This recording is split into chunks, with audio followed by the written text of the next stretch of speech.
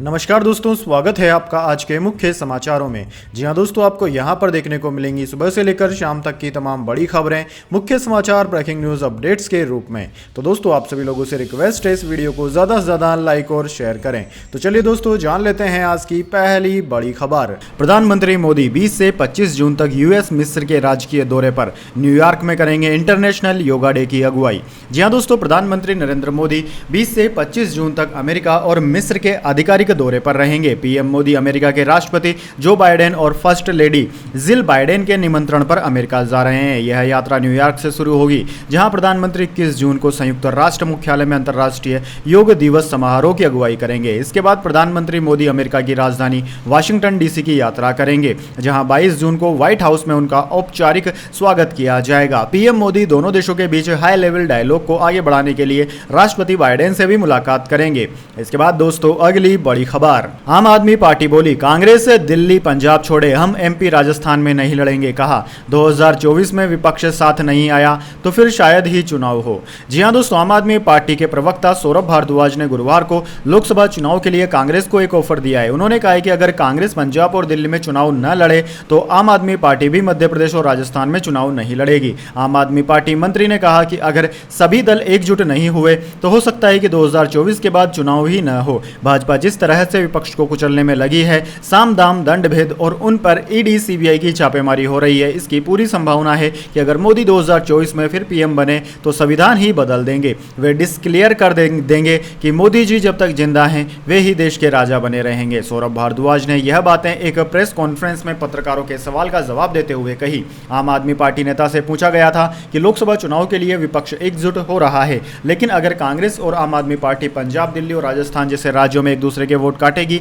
तो साथ आने से क्या फायदा। इस पर सौरभ भारद्वाज ने कांग्रेस पर आम आदमी पार्टी से आइडिया और मैनिफेस्टो चोरी करने का आरोप लगाया। आम आदमी पार्टी मंत्री ने कहा कि जब हमने दिल्ली में बिजली मुफ्त देने का वादा किया था तो कांग्रेस ने जमकर विरोध किया था।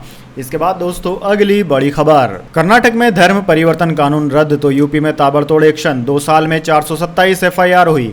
जी हां दोस्तों, कर्नाटक में धर्म परिवर्तन का कानून रद्द होने के बाद सियासत गर्मा गई है। इसी बीच यूपी में लव जिहाद को लेकर योगी सरकार लगातार सख्त रवैया अपना रही है। यही वजह है कि यूपी में 2021 से 30 अप्रैल 2023 तक लव जिहाद से जुड़े 427 मामले दर्ज हुए। इसी तरह धर्म परिवर्तन कानून को लेकर अब तक 833 से ज्यादा गिरफ्तारियां हुई है। 185 मामलों में पीड़ितों ने कोर्ट के सामने जबरदस्ती धर्म बदलने की बात कबूल की है।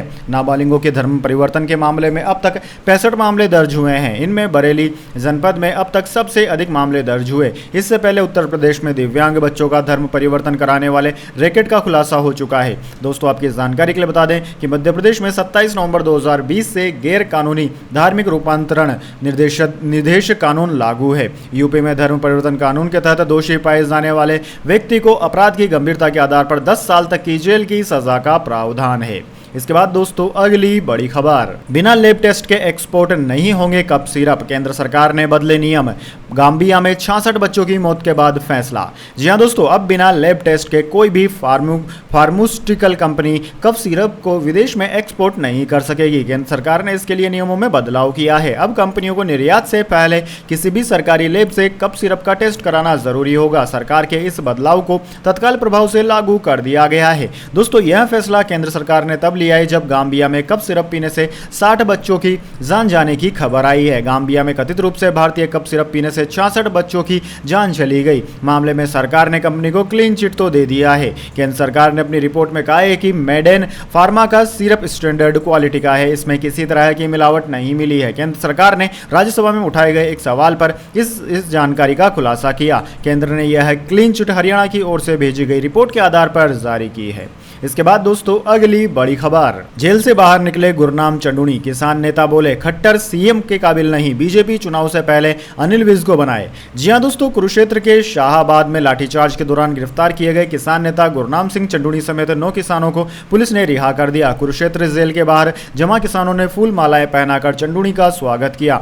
साथ ही समर्थकों ने ढोल पर डांस भी किया। चंडूनी ने बाहर आते ही सरकार पर निशाना साधते हुए कहा कि हमारे मुख्यमंत्री काबिल नहीं है, मैं उनके हाईकमान को कहना कहना चाहूंगा कि उन्हें हटा दे। ये बेवजह झगड़ा करवाते हैं। चुनावों तक अनिल विज को मुख्यमंत्री बना सकते हैं या कोई और उन्हें पसंद आता है तो उसे बना सकते हैं। चंदूड़ी ने कहा कि इस बार सरकार ने किसानों पर दो ज्यादती की है, बिना वजह किसानों पर लाठीचार्ज किया। दूसरा 307 धारा उत्पीड़न के लिए लगाई गई है। किसानों के जोश की वजह से उनकी जीत हुई है। उन्होंने सभी किसान संगठनों का धन्यवाद किया। साथ ही संगठनों में चल रहे मनमुटाव पर कहा कि जब भी उनका सरकार के खिलाफ कोई आंदोलन होगा सभी मिलकर उसकी लड़ाई लड़ेंगे। एमएसपी की लड़ाई कुरुक्षेत्र से शुरू हुई। उनकी कोशिश है कि वे इसे पूरे देश में लेकर जाएंगे। सरकार के साथ जो समझौता हुआ है वो उन्हें मानना ही पड़ेगा। अगर ऐसा नहीं हुआ तो यह विश्वासघात होगा जो कि किसी के लिए भी हानिकारक हो सकता है।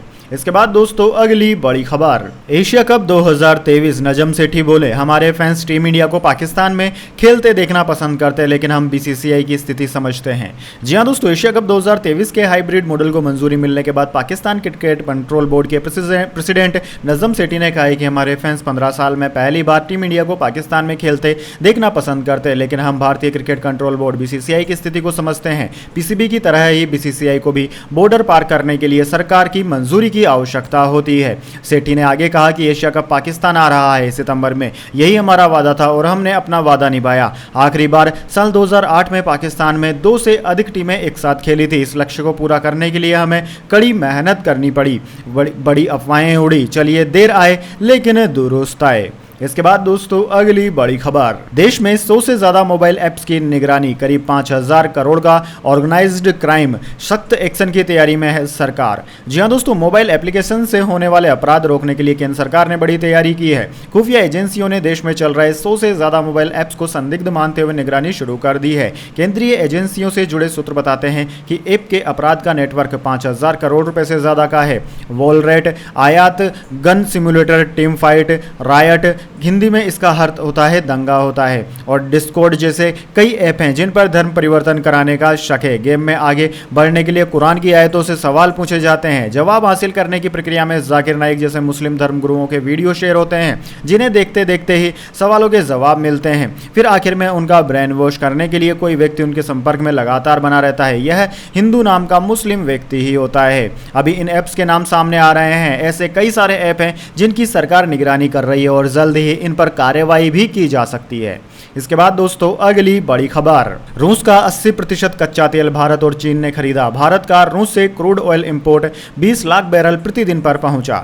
जी हां दोस्तों, रूस ने मई के महीने में अपने कुल एक्सपोर्ट का 80% कच्चा तेल भारत और चीन को निर्यात किया। यानी कि ये दोनों देश अभी भी रूस से सस्ते कच्चे तेल के सबसे बड़े आयातक बने हुए हैं। इंटरनेशनल एनर्जी एजेंसी IEA की रिपोर्ट में यह जानकारी सामने आई है। चीन और भारत दोनों ही दुनिया के 2 बड़े क्रूड ऑयल इंपोर्टर भी हैं।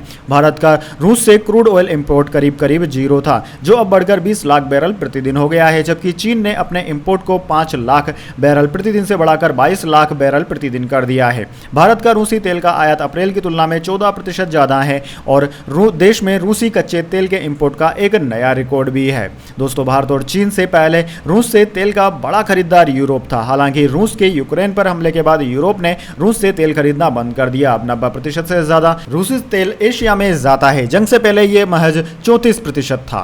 इसके बाद दोस्तों अगली बड़ी खबर, रेसलर्स पर दर्ज केस की वापसी जल्द। चार्जशीट में एक पहलवान का पीछा करने 2 से छेड़छाड़ के मामले, साक्षी मलिक बोली ब्रजभूषण कसूरवार। जी हां दोस्तों, भारतीय कुश्ती संघ WFI के पूर्व अध्यक्ष ब्रजभूषण पर 6 महिला पहलवानों के यौन शोषण के केस में चार्जशीट में नए खुलासे हुए हैं। सूत्रों के मुताबिक दिल्ली पुलिस की जांच में 6 में से 2 महिला पहलवानों के साथ छेड़छाड़ और एक का रास्ता रोकने या पीछा करने का मामला सामने आया है। दिल्ली पुलिस को कॉल डिटेल से कुछ खास हाथ नहीं लगा है। इसकी वजह यह है कि टेलीकॉम कंपनियां 1 साल से ज्यादा का कॉल रिकॉर्ड नहीं रखती है। वहीं दोस्तों, खेल मंत्री अनुराग ठाकुर से मीटिंग में फैसले के मुताबिक पहलवानों पर दर्ज दंगे के केस जल्द वापस होंगे। 1-2 दिन में पुलिस कोर्ट जाएगी और इसे कैंसिल करने की एप्लीकेशन दायर करेगी। चार्जशीट पेश होने के बाद पहली बार पहलवान साक्षी मलिक ने कहा कि चार्जशीट से स्पष्ट हो गया है कि ब्रजभूषण कसूरवार है, लेकिन हमारे वकील ने चार्जशीट की कॉपी के लिए एप्लीकेशन दायर की है ताकि हमें जल्द से जल्द उस पर लगाए गए चार्ज के बारे में पता चल सके। हम देखेंगे कि वह चार्ज सही है या नहीं। सभी चीजें देखने के बाद हम अगला कदम उठाएंगे। यह भी देखेंगे कि हमारे साथ किए गए वादे पूरे हुए हैं या नहीं, जिनमें हमारे ऊपर दर्ज FIR वापस लेने की बात भी शामिल है। इसके बाद दोस्तों अगली बड़ी खबर, 11 जुलाई को होगी जीएसटी काउंसिल की मीटिंग, ऑनलाइन गेमिंग समेत कई मुद्दों पर होगी चर्चा। जी हां दोस्तों, जीएसटी परिषद यानी कि जीएसटी काउंसिल की अगली मीटिंग जल्द ही की जा सकती है। यह जीएसटी की 50वीं मीटिंग होगी। इसकी तारीख का ऐलान भी कर दिया गया है। जीएसटी मामलों के शीर्ष निकाय जीएसटी परिषद की 50वीं बैठक 11 जुलाई को आयोजित की जाएगी। दोस्तों आपकी जानकारी के लिए बता दें, वित्त मंत्री निर्मला सीतारमण ने जीएसटी परिषद की प्रमुख का पद ले रखा है। वही सभी राज्यों के वित्त मंत्री इसके सदस्य होते हैं। केंद्रीय अप्रत्यक्ष कर और सीमा सुरक्षा शुल्क बोर्ड के चेयरमैन विवेक जोहरी ने संवाददाताओं से कहा कि हम कर चोरी रोकने के लिए कुछ अन्य उपायों पर विचार कर रहे हैं और उन्हें कानून समिति तथा जीएसटी परिषद की उचित प्रक्रिया के जरिए अमल में लाया जाएगा। दोस्तों जीएसटी परिषद की 50वीं बैठक में परिषद ऑनलाइन गेमिंग, कैसीनो और घुड़दौड़ पर कर लगाने के मुद्दे पर जियोम की रिपोर्ट पर भी चर्चा करेगी। इसके बाद दोस्तों अगली बड़ी खबर, गुजरात में बिपरजॉय से तबाही, 2 की गई जान, 22 घायल, 940 गांवों की बिजली गुल। अब तक 94,000 लोगों को सुरक्षित स्थानों पर शिफ्ट किया गया। जी हां दोस्तों, बिपरजॉय तूफान के जको तट से टकराने के बाद गुजरात में भारी नुकसान हुआ है। इसका असर कच्छ, सौराष्ट्र समेत 8 जिलों में रहा। यह अपने पीछे भारी तबाही छोड़ गया। जगह जगह पेड़ और खंभे गिर गए। तूफान के कारण भावनगर में 2 लोगों की जान चले जाने की खबर है। 22 से ज्यादा लोग घायल हुए हैं। अब तक 94,000 लोगों को सुरक्षित स्थानों पर शिफ्ट कर दिया गया है। दोस्तों कच्छ में मांडवी, नलिया, नारायण सरोवर, जखो, पोर्ट मुद्रा और गांधीधाम समेत पूरे राज्य में तेज बारिश हो रही है। 90 से 125 किलोमीटर प्रति घंटे की रफ्तार से हवाएं चली। 940 से ज्यादा गांवों की बिजली गुल हो गई। वहीं बाढ़ और रास्ते बंद होने से 4,600 ग्रामीण इलाकों का संपर्क टूट गया है। दोस्तों बिपरजॉय तूफान गुरुवार शाम 6:30 बजे कच्छ के जको तट से टकराया था। लैंडफॉल आधी रात तक चला। इस दौरान हवाओं की रफ्तार 115 से 125 किलोमीटर प्रति घंटे की रही। इससे पहले कच्छ, द्वारका, पोरबंदर, जामनगर, राजकोट, जूनागढ़, गांधीधाम और मोरबी समेत तटीय इलाकों में तेज हवाओं के साथ भारी बारिश हुई। अब तूफान उत्तर दक्षिण राजस्थान की तरफ बढ़ गया है और यह थोड़ा कमजोर भी हो गया है। इसके बाद दोस्तों जाने अगली बड़ी खबर, लेकिन उससे पहले मेरी आपसे एक छोटी सी रिक्वेस्ट है। अगर दोस्तों आपको अभी तक हमारी न्यूज पसंद आई तो इसे छोटा सा लाइक जरूर दे दीजिए, और अगर आपको पसंद नहीं आई है तो बेशक आप डिसलाइक भी कर सकते हैं, लेकिन दोस्तों लाइक और डिसलाइक जरूर कीजिए, क्योंकि दोस्तों यही हमारी मेहनत का फल होता है और इसी से हमें पता चलता है कि आपको हमारी वीडियोस पसंद आ रही है या नहीं। तो चलिए दोस्तों जान लेते हैं अगली बड़ी खबर। ऑल टाइम हाई के करीब पहुंचा बाजार। सेंसेक्स 466 अंक चढ़कर 63,384 पर बंद, 42% ऊपर बंद हुआ IKIO का शेयर। जी हां दोस्तों, मिले जुले ग्लोबल संकेतों के बीच भारतीय शेयर बाजार में शुक्रवार को तेजी देखने को मिली। सेंसेक्स 466.95 अंक चढ़कर 63,384.58 के स्तर पर बंद हुआ।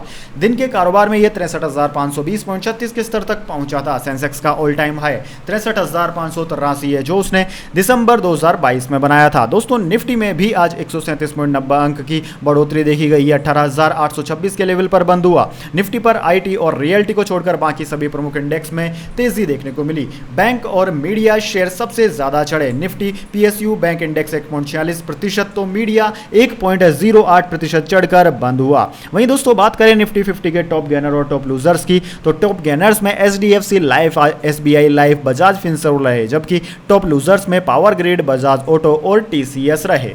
इसके बाद दोस्तों अगली बड़ी खबर, संन्यास लेने के बाद एक बात का अफसोस रह जाएगा। WTC फाइनल नहीं खेलने पर झलका अश्विन का दर्द। जी हां दोस्तों, WTC फाइनल में अश्विन को भारतीय प्लेइंग 11 में जगह नहीं मिली थी, जिसने कई दिग्गजों को हैरान कर दिया। कई लोगों का मानना है कि भारतीय टीम को फाइनल में मिली हार की असल वजह अश्विन का न खेलने भी रहा है। यहां तक कि सचिन तेंदुलकर ने भी ट्वीट कर अश्विन के न खेलने पर सवाल खड़े कर दिए थे। वहीं अब अश्विन ने खुद के न खेलने पर चुप्पी तोड़ी है। इंडियन एक्सप्रेस को दिए इंटरव्यू में अश्विन ने फाइनल न खेलने पर अपनी बात कही। अश्विन ने कहा कि इसका जवाब देना थोड़ा मुश्किल है। हमने अभी ही फाइनल खेला है। मैं फाइनल खेलना पसंद करता। यही नहीं, मैंने पिछले फाइनल में अच्छी गेंदबाजी की थी और 4 विकेट चटकाए थे। इसके अलावा अश्विन ने खुद के विदेशी धरती पर परफॉर्मेंस को लेकर कहा कि 2018-19 सत्र के बाद से उनका विदेशी प्रदर्शन काफी शानदार रहा है। अश्विन ने इंटरव्यू में यह भी बताया कि उन्हें बल्लेबाज न होने का कितना बड़ा अफसोस होगा। अपनी बात रखते हुए अश्विन ने कहा कि कल जब मैं क्रिकेट को अलविदा कहूंगा तो मुझे अफसोस होगा कि अच्छा बल्लेबाज होने के बाद भी मुझे गेंदबाज के तौर पर आगे नहीं बढ़ना चाहिए था। मुझे लगता है कि गेंदबाज और बल्लेबाजों से अलग अलग बर्ताव किया जाता है। इस धारणा से मैंने लगातार लड़ने की कोशिश की है, लेकिन गेंदबाजों और बल्लेबाजों के लिए अलग अलग पैमाने हैं और विभिन्न तरीके भी हैं। इसके बाद दोस्तों अगली बड़ी खबर, अमित शाह की रैली से पहले प्रदर्शनकारियों से डरी सरकार, प्रशासन का आम आदमी पार्टी, किसान नेता व सरपंचों को नोटिस, सिरसा में हो चुका है सीएम का विरोध। जी हां दोस्तों, हरियाणा के सिरसा में केंद्रीय गृह मंत्री अमित शाह की 18 जून को रैली है। रैली में कोई किसान नेता, सरपंच और राजनेता प्रदर्शन न करे, इसलिए प्रशासन ने उन्हें नोटिस भेजे हैं। ये नोटिस एसडीएम की कोर्ट के माध्यम से भेजे गए हैं। प्रशासन ने जिन लोगों को नोटिस भेजे हैं उनमें वे लोग शामिल हैं जिन्हें सीएम मनोहर लाल खट्टर के जनसंवाद कार्यक्रम का विरोध किया था। प्रशासन ने करीब 130 लोगों को नोटिस भेजे हैं। सीएम के जनसंवाद की तरह ही केंद्रीय गृह मंत्री की रैली में खलल पैदा न हो, इसलिए सरकार ने पहले ही प्रदर्शनकारियों को नजरबंद करने की प्रक्रिया शुरू कर दी है। जिला पुलिस के नोटिस से प्रदेश के राजनीतिक माहौल के फिर से गरमाने के आसार बन गए हैं। सिरसा के ऐलानाबाद एसडीएम की ओर से सरपंचों, आम आदमी पार्टी के नेताओं और किसान नेताओं को नोटिस जारी किए गए हैं। कोर्ट में रानिया थाने के एएसआई ने कलंदरा पेश करते हुए कहा कि 18 जून को सिरसा में वीवीआईपी कार्यक्रम होना तय हुआ है। वीवीआईपी कार्यक्रम में कुछ लोग शांति भंग कर सकते हैं। इसका जवाब देने के लिए सभी को व्यक्तिगत रूप से उपस्थित होना जरूरी है। सभी आम आदमी पार्टी व किसान नेताओं को 16 जून को उपस्थित होने के समन भेजे गए हैं। इसके बाद दोस्तों अगली बड़ी खबर, मुंबई में स्कूल की प्रार्थना के दौरान बजी अजान, भाजपा शिवसेना ने किया विरोध, विवाद गहराया। जी हां दोस्तों, मुंबई के कंदावली पश्चिम में सुबह के स्कूल सत्र के दौरान अजान बजने के बाद नया विवाद खड़ा हो गया। भाजपा विधायक ने इसके खिलाफ दोषी शिक्षक के खिलाफ कार्रवाई की मांग की। मामला सामने आने के बाद छात्रों के अभिभावकों ने शुक्रवार को सुबह कपोल इंटरनेशनल स्कूल के बाहर विरोध प्रदर्शन किया। स्कूल नया सत्र शुरू हुए महज 2 दिन ही हुए थे, लेकिन स्कूल में अजान को लेकर विवाद छिड़ गया। शिवसेना ने इसे लेकर स्कूल से जवाब मांगा है। अजान के बाद स्कूल के बाहर जमकर हंगामा हुआ, इसलिए एहतियात के तौर पर स्कूल के बाहर पुलिस की मौजूदगी बढ़ा दी गई है। स्कूल पहुंचे बीजेपी विधायक योगेश सागर ने रिकॉर्डिंग चलाने वाले शिक्षक के खिलाफ कार्रवाई की मांग की है। अजान को लेकर छात्रों ने घर पर आपबीती सुनाई। इसके बाद अभिभावकों ने आक्रामक रुख इख्तियार कर लिया। स्कूल परिसर में अभिभावक और शिवसेना कार्यकर्ता एकत्रित हो गए और जोरदार नारेबाजी करने लगे। इसके बाद दोस्तों अगली बड़ी खबर, मध्य प्रदेश सरकार का बड़ा फैसला, 2.5 लाख संविदा कर्मचारी होंगे नियमित, मिलेगी सरकारी सुविधाएं भी। जी हां दोस्तों, मध्य प्रदेश विधानसभा चुनाव से पहले प्रदेश की शिवराज सरकार संविदा कर्मचारियों के लिए नई पॉलिसी ला रही है। प्रदेश के करीब 2.5 लाख से ज्यादा संविदा कर्मचारियों का वेतन 90% से बढ़ाकर 100% करने के साथ ही उन्हें सरकारी कर्मचारियों के समान पात्रता देकर नियमों के दायरे में लाने जा रही है। इसे लेकर कई विषयों पर मंथन जारी है। इसके बाद सरकार चुनाव से पहले नई पॉलिसी को अमल में ला सकती है। दरअसल दोस्तों, शिवराज सरकार राज्य में जल्द ही संविदा कल्चर को खत्म करने की तैयारी में है। अब संविदा कर्मचारियों को सरकारी कर्मचारियों के समान दर्जा और सुविधाएं देने के लिए पॉलिसी तैयार की गई है। इसके बाद दोस्तों अगली बड़ी खबर, थर्माकोल बॉल्स में छिपाई गई 26 करोड़ की कोकेन, डीआरआई ने दिल्ली एयरपोर्ट पर पकड़ा। ब्राजील के साओ पाउलो से आ रही थी। जी हां दोस्तों, director of revenue intelligence DRI ने गुरुवार को दिल्ली एयरपोर्ट से थर्माकोल बॉल्स में छुपी 26.5 करोड़ की कोकेन बरामद की है। यह कोकेन कुरियर के जरिए सप्लाई हो रही थी। खुफिया जानकारी के आधार पर डीआरआई की दिल्ली जोनल यूनिट ने कुरियर खेप को रोक दिया। जांच में 1922 ग्राम कोकेन बरामद हुई है। डीआरआई ने कहा है कि यह खेप ब्राजील के साओ पाउलो से 2 बॉक्स में आई थी और बताया गया कि पार्सल के अंदर सजावटी सामान है। दोस्तों आपकी जानकारी के लिए बता दें, डीआरआई ने अपने ऑफिशियल बयान में कहा कि दोनों बक्से जब खोले गए उनमें 2 क्रिस्टल ग्लासवेयर सजावटी बाउल निकले। ग्लास से बने ये बाउल टूटे न, इसके लिए इन्हें थर्माकोल के साथ रखा गया था। बारीकी से जांच करने पर पता चला कि थर्माकोल की कुछ बॉल्स बाकी की तुलना में थोड़ी भारी यानी कि 1-2 ग्राम थी। करीब 10,000 थर्माकोल बॉल्स को जब खोला गया तो उनमें से 972 बॉल्स में व्हाइट पाउडर की पॉलीथीन बॉल्स पाई गई। पाउडर की जांच करने पर यह कोकेन निकली। डीआरआई ने कहा कि एनडीपीएस एक्ट 1985 के तहत कोकेन को जब्त कर लिया गया है। आगे की जांच चल रही है। इसके बाद दोस्तों अगली बड़ी खबर, मोदी सरकार ने बदला नेहरू मेमोरियल म्यूजियम का नाम, जानिए क्या होगी नई पहचान।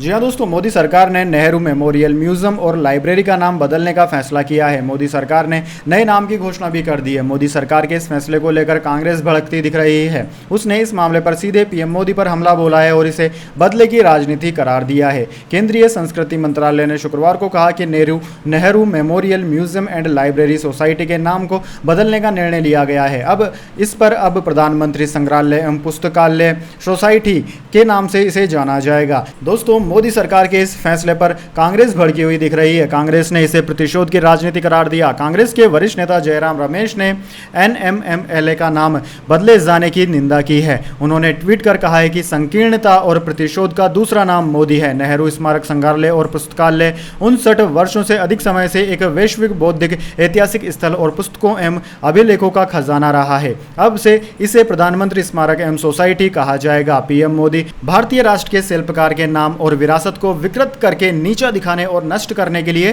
क्या नहीं करेंगे। अपनी असुरक्षा के बोझ तले दबा एक छोटे कद का व्यक्ति स्वघोषित विश्व गुरु बना फिर रहा है। इसके बाद दोस्तों, अगली बड़ी खबर, सस्ती बिजली की चाहत। अदानी इलेक्ट्रिसिटी में स्विच करने के लिए टाटा पावर के 3000 कंज्यूमर्स ने किया आवेदन।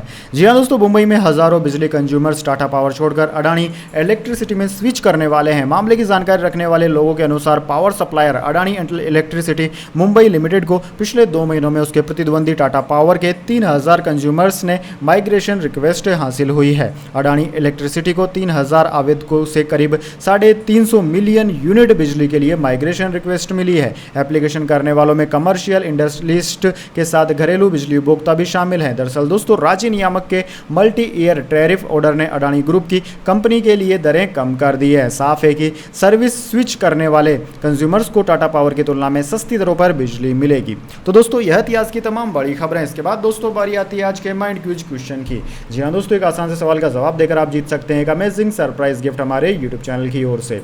तो दोस्तों, आज का सवाल आपकी स्क्रीन पर आ चुका है। गंगा नदी का उद्गम कौन से पहाड़ से होता है? जी हाँ दोस्तों, अगर आप जानते हैं गंगा नदी का उद्गम स्थान कौन से पहाड़ से है तो जल्दी से उस पर्वत का नाम कमेंट बॉक्स में लिख दीजिए। अगर दोस्तों आपका जवाब होता है एकदम सही और आप चुन जाते हैं लकी विजेता के रूप में, तो आपको मिल सकता है एक सरप्राइज गिफ्ट हमारे यूट्यूब चैनल की ओर से। तो दोस्तों, जल्दी से अपना उत्तर कमेंट बॉक्स में लिख दीजिए, वीडियो को लाइक कर लीजिए और चैनल को सब्सक्राइब करके बेल आइकन भी दबा लीजिए। धन्यवाद। वंदे मातरम। जय हिंद, जय भारत।